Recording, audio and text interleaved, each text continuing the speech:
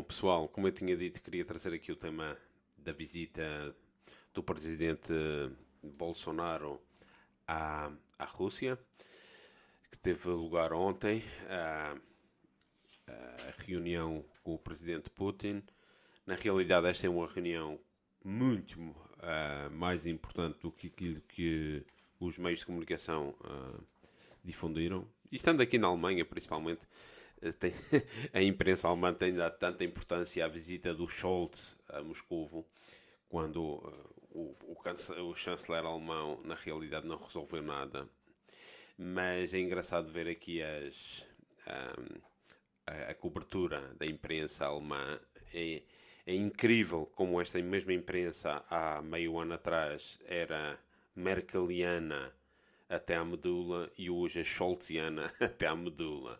Ou seja, aqui parece haver uma razão de Estado, apesar de estarem equivocados, julgo que estarem equivocados, porque não, nem sequer corresponde aos interesses da Alemanha. Aqui há uma razão de Estado atlantista, na realidade. Sempre que esteja do lado do atlantismo, eles secundam e estão do lado do primeiro-ministro. E então era com a Merkel era assim, agora com o Scholz é a mesma coisa. E com os representantes, com a ministra dos Negócios Estrangeiros, Baerbock, tudo vai no sentido de fazer deles uns heróis. E aqui no Spiegel ontem via que faziam com que a visita, que coincidia no mesmo dia, a visita do chanceler alemão, tivesse sido a causa do desescalar na frente militar. Incrível como se deturpa e a percepção das pessoas. Isto cada vez tem menos efeito, porque há cada vez mais gente crítica aqui na Alemanha, gente da área soberanista, para não dizer nacionalista, porque na realidade não tem mal nenhum ser nacionalista. É nacionalismo que vem do lado esquerdo e do lado direito, independentemente. E isto aqui há uma grande viragem na Alemanha. Vamos voltar a esses temas. Mas hoje o que nos trazia aqui é a visita do Bolsonaro, que eu acho que é muito mais importante do que a visita do Scholz. Na realidade, o Scholz, a única coisa que nós estávamos à espera era dizer o que é que ia fazer sobre o Nord Stream 2. Ele deixou a coisa a andar, ou seja, vai continuar cancelado. Ou seja, não decidia absolutamente nada, porque não tem margem de manobra, porque não decide sobre os temas de energia, nem sequer no seu próprio país. E pronto. Mas há esta ilusão, fazem esta propaganda como se ele fosse um elemento importante aqui, quando não é absolutamente nada. É um fantoche mais no jogo do globalismo atlantista. É o boneco de turno que puseram aqui à frente dos destinos de Berlim. Muito mais importantes são os destinos do Brasil, porque em algum momento o Brasil vai ultrapassar a Alemanha como economia mundial. Hoje em dia o Brasil é a sexta ou sétima economia, mas é uma questão de tempo, porque é um país muito mais rico do que a Alemanha, muito maior, e parece estar a despertar-se para o soberanismo, para o nacionalismo brasileiro, num momento em que há aqui uma constelação interessante. O aliado do Norte, Estados Unidos, está totalmente desalinhado ideologicamente com o presidente atual do Brasil. Também na presidência brasileira, apesar do Bolsonaro ser um tipo que vem desta direita pró-americana, tradicionalmente, também parece estar a se render às evidências e ter a razão de Estado do seu lado, o realismo político e o pragmatismo.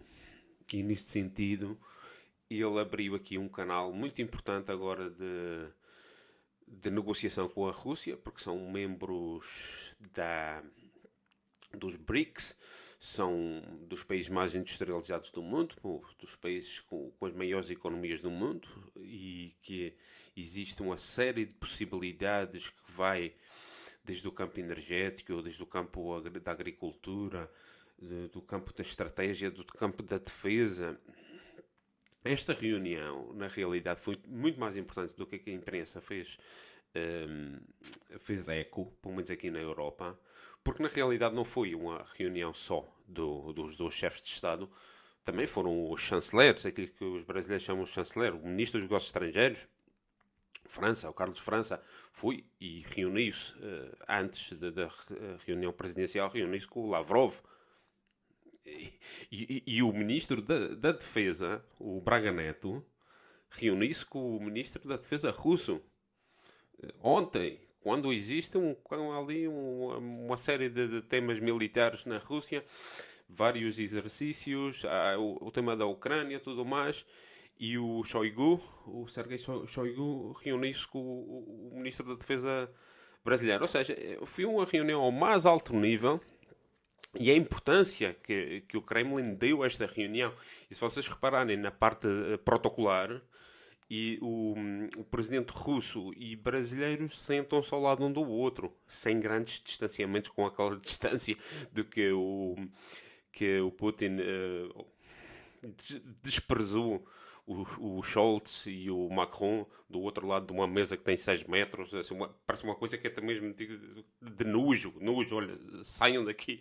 Engraçado, a imprensa alemã a reportar a visita do Scholz. Isto é uma pequena parte, mas vale a pena.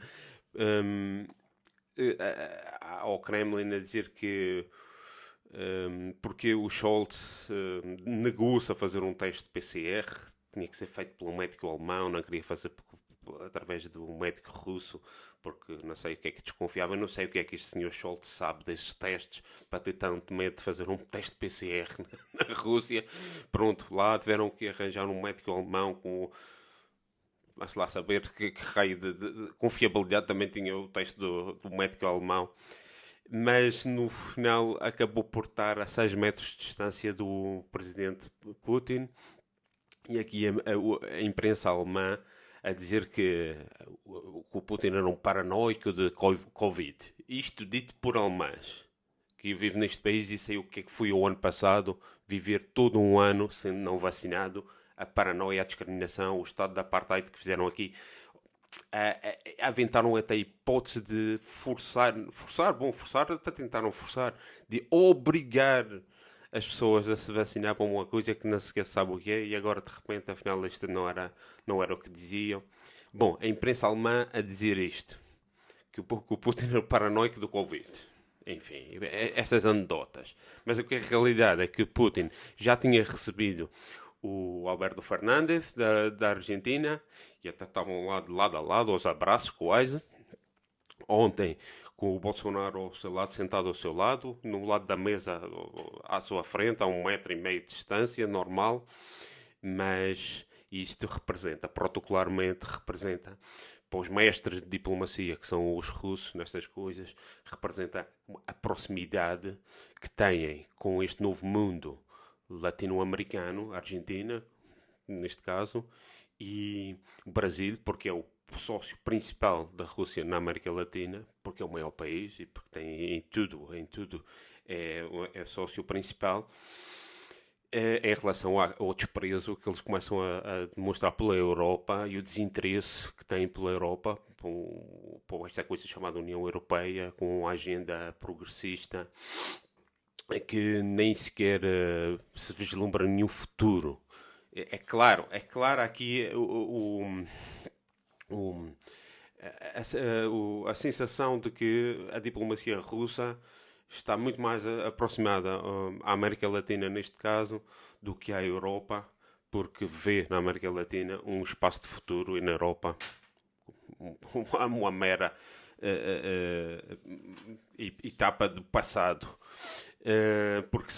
Porque o presidente Putin sabe que muito vai se jogar agora, vai ser a leste, para a Ásia e na América Latina, na sua diplomacia multipolar. E cada vez mais relativo o papel e a importância da Europa, pelo menos enquanto assim estiver, entrega a personagens tipo Scholz, Merkel, Macron, Portugal nem sequer conta, o Sánchez de Espanha, o Draghi em Itália. Quer dizer, há aqui uma grande viragem no jogo geopolítico, a importância da América Latina, e aqui de recordar aqui várias situações. Olha, o ministro da Energia do Brasil também viajou e fizeram até contratos. O Brasil quer agora apostar por centrais nucleares. Eu julgo que são estas centrais nucleares mais pequenas, com reatores que são mais sofisticados, são bastante modernos. Os ingleses também estão fazendo coisas parecidas do mesmo género, os chineses também, os franceses também agora vão diversificar e fazer várias pequenas centrais nucleares. E os brasileiros querem fazer isto, ainda por cima, com a ajuda de tecnologia russa. E esta visita, por tudo o que representa, foi tentada ser sabotada por pressões dos Estados Unidos. Mas, claro, também eu julgo que aqui o presidente Bolsonaro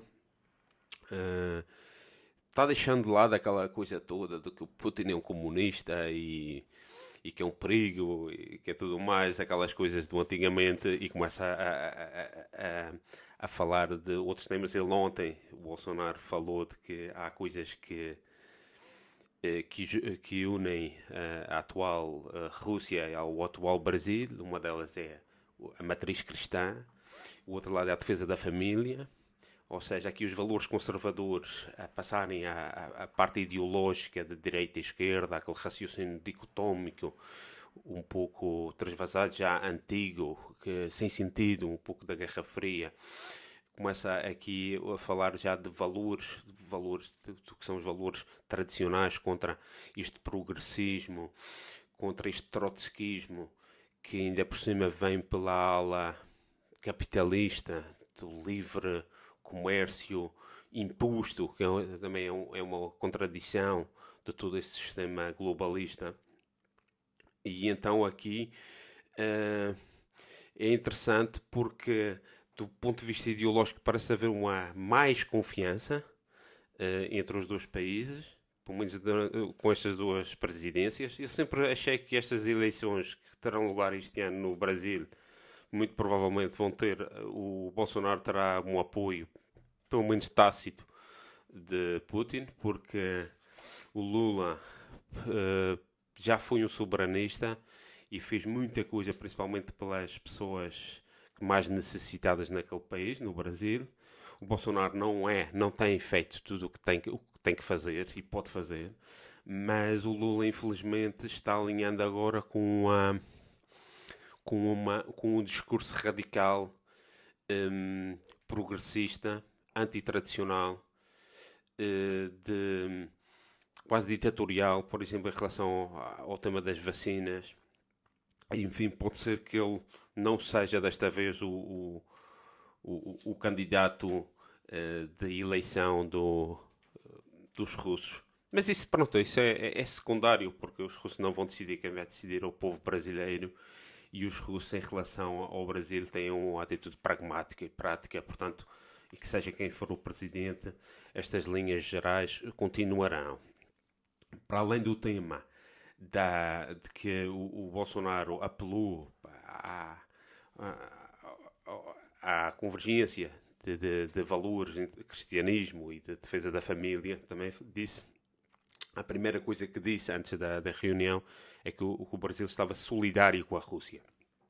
Pode ter várias interpretações, mas no momento atual é claro de que pelo menos o Brasil tem uma empatia, entende. O Brasil tem apostado pelo diálogo em relação ao tema da Ucrânia nas Nações Unidas, mas pelo menos não tem a posição que tem a Europa, que é uma posição de confrontação, porque é uma posição de membros da NATO, que obedece a uma demonização da Rússia. Porque também é de lembrar que o Bolsonaro tem sido demonizado por esta mesma elite, tal como o Trump foi demonizado. Mas no caso do Brasil, o Bolsonaro vem na sequência também que o Lula no seu tempo foi demonizado, a Dilma foi demonizada. Portanto, atualmente, eu acho que o Brasil, como tem um papel tão importante no futuro, por ser um país vastíssimo, o maior país da América Latina, com recursos naturais quase infinitos com a Amazónia vai ser cada vez mais um foco da atenção destas grandes capitalistas, destas grandes empresas, grandes corporações que querem dominar a energia, que querem dominar a agricultura. Eu vou-vos lembrar aqui que atualmente o Brasil faz parte do Conselho de Segurança, entrou, acho que em janeiro, para 2 anos, durante 2022 e 2023, dos membros não permanentes das Nações Unidas. Claro que também há reestruturação das Nações Unidas, porque foi falado aqui pelo Lavrov, e nesse ponto a Rússia diz que defende a entrada do Brasil para membro do Conselho de Segurança permanente, que são só aqueles 5, que são os vencedores da Segunda Guerra Mundial e a China. Portanto, essa reestruturação mudaria todo o sistema global, e aí o Brasil teria um papel importante. E aqui já estamos vendo que o futuro do mundo vai falar português, e por exemplo a Alemanha não tem lugar aí, não vai ter lugar. E neste sentido também foram acordadas outras coisas importantes. Por exemplo, no tema da energia, o ministro, não me lembro o nome dele aqui, o brasileiro da energia, fez acordo agora de comprar fertilizantes à Rússia. E vocês sabem o que é que representa o tema dos fertilizantes atualmente? Porque com todo este tema da hiperinflação, que vai atingir principalmente os países como os Estados Unidos, a Europa, mas também em África e América Latina, porque o encarecimento dos preços vai ser global. E o que representa o encarecimento dos fertilizantes em alguns países produtores, como em África, vai ser inviável produzir comida.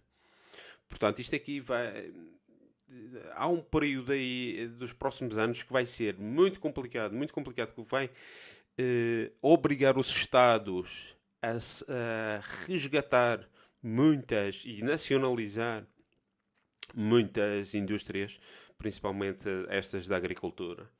A Índia é outro caso perigosíssimo. E agora o Brasil conseguiu um bom acordo, porque os russos arranjaram. Os russos são super pragmáticos, estão numa fase super pragmática, estão vendendo energia barata a países europeus que queiram, e os que não querem, e os que querem arranjar problemas, como a Alemanha, como a França, como outros, vão começando a perder estas oportunidades. E o Brasil apanhou bem esta oportunidade agora de fertilizantes, porque para o agronegócio é fundamental. E aí temos mais um caso do que é o pragmatismo nas relações internacionais. E aqui de lembrar que antes do Brasil ter entrado para o Conselho de Segurança, que são aqueles 15 membros, os 5 permanentes e os não 10 permanentes, houve uma resolução, que seria a primeira resolução que foi trazida pela Irlanda e pelo Níger, mas a Irlanda na qualidade de presidente, porque estavam ainda na presidência, não sei se agora ainda estão na presidência dos países rotativos, não permanentes, traziam uma resolução que seria, isto foi no dia 13 de dezembro de 2021, seria a primeira resolução do Conselho de Segurança sobre a crise climática, e que foi aprovada por 12 dos 15 membros. O Brasil ainda não fazia parte, entrou em janeiro. Quem votou contra foi a Índia e a Rússia. E a China absteve-se. Todos os outros, França, Grã-Bretanha, Estados Unidos, tudo votou a favor desta resolução. Que sim, uma resolução que ia pôr o Brasil no no centro dos problemas. E eu vou ler aqui o que fui buscar da imprensa da altura. A proposta pedia aos países a incorporação de informações sobre as implicações da mudança do clima na segurança, para que o Conselho pudesse prestar a devida atenção a quaisquer causas profundas de conflito e multiplicadores de risco associados à questão climática.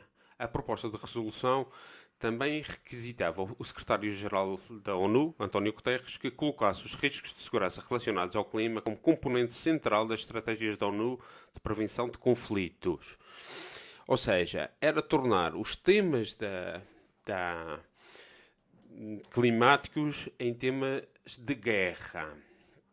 O texto foi aprovado por 12 dos 15 e como a Rússia tem é membro permanente, pôde vetou isto, que ia tornar o Brasil uma escala mais naquilo que já sempre vem sendo falado há 20 e tal anos, desde aquela altura que apareceu o Al Gore e todos aqueles do sistema do câmbio climático, vieram com a ideia da internacionalização da Amazónia. Cuidado, porque o Brasil vai ter ainda muitos problemas em relação a esta história que agora vai começar a ficar intensificada.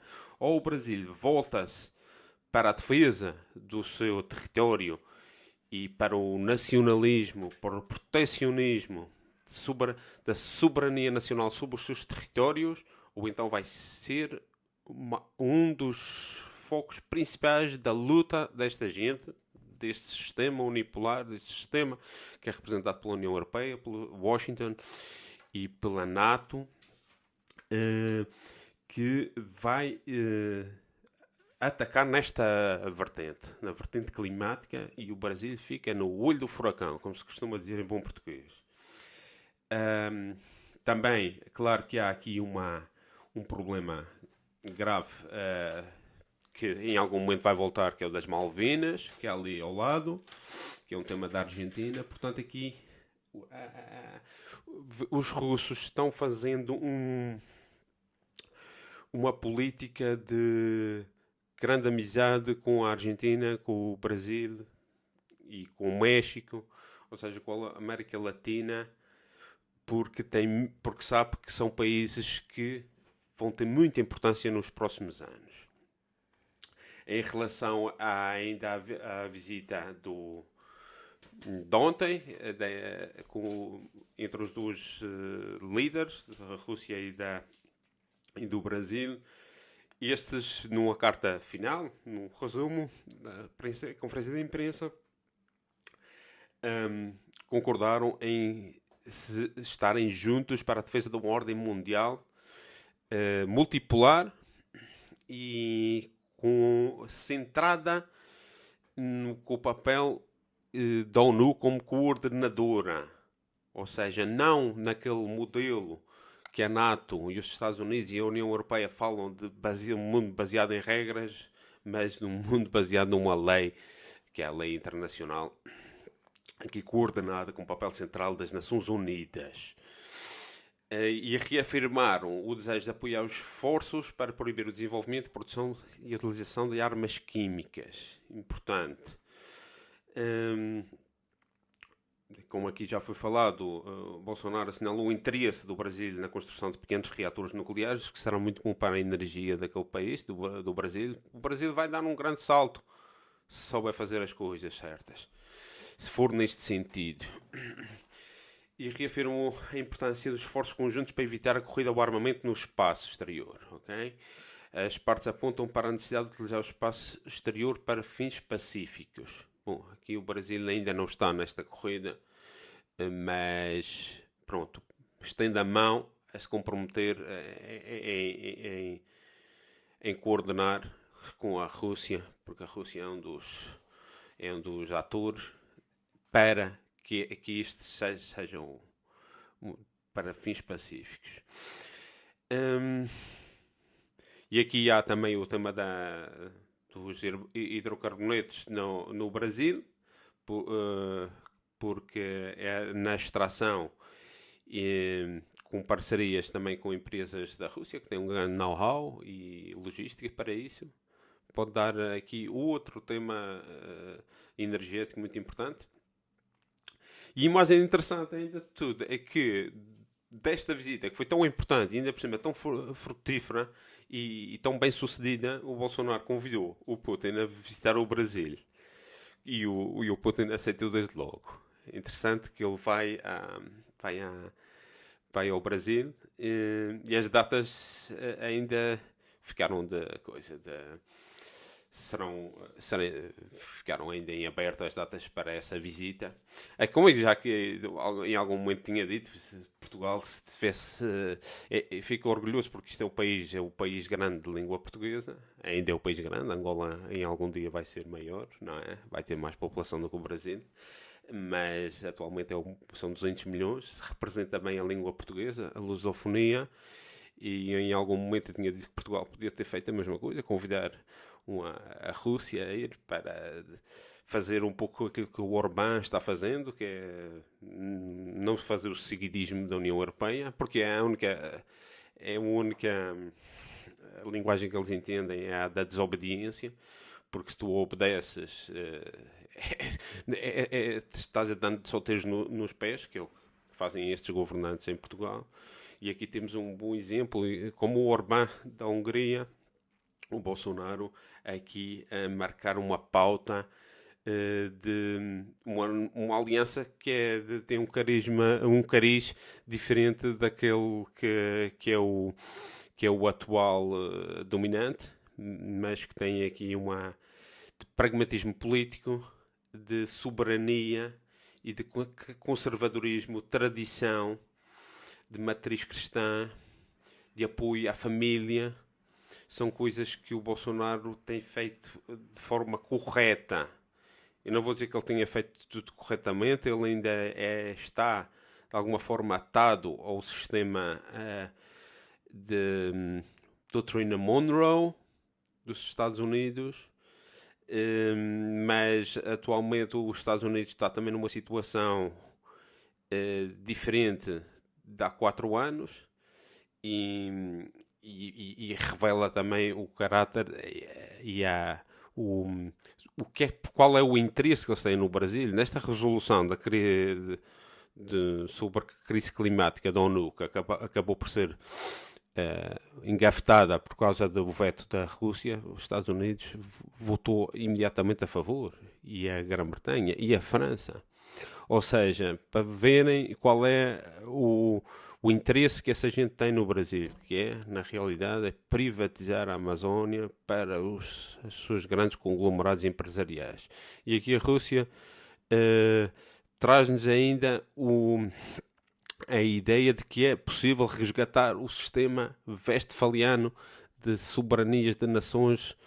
Nossa nação, Rússia, está interessada em dialogar de forma direta e entre iguais com a nação Brasil. E isto é muito importante porque são 2 grandes países que são parte do BRICS. É preciso não esquecer que aqui há uma ideia de alargar agora a NATO à Colômbia. É aquela coisa que eu tinha falado da doutrina Monroe, mas também ao Brasil. E também falam do Chile. E portanto, em contrapartida, e nesta guerra comercial que existe, de sanções e tudo mais, de querem fazer a Rússia isolá-la, a Rússia tem uma série de outros trunfos importantes. Um deles é o BRICS.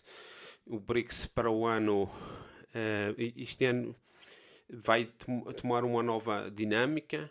Também estão pensando em alargar o BRICS a outros países, que é o BRICS Plus, não é? E o Brasil é importantíssimo, e o Putin sabe disso. Todo o sistema russo, da política russa, sabe disso. São gente da escola realista, que ainda entende e respeita as soberanias nacionais e tem respeito pelo Brasil. E eu acho extremamente importante isto, e que este ano, se há eleições no Brasil, se sair outro presidente, que se mantenha pelo menos esta dinâmica de aproximação, porque é importante para o multilateralismo nas relações internacionais, e principalmente para nós portugueses, que temos o Brasil quase como nosso representante. É como se o espírito português tivesse imigrado para o outro lado do Atlântico, mas em grande parte é isso mesmo. E bom, e hoje fica aqui. Eu vou tentar trazer aqui, não prometo, porque fiz o convite a dois colegas brasileiros. Vamos lá ver se algum deles pode falar e estender um pouco mais estes temas, porque eles têm mais informação. Portanto, vamos por aqui. Há outras coisas para falar também, como já vos tinha dito. Fica à vossa espera.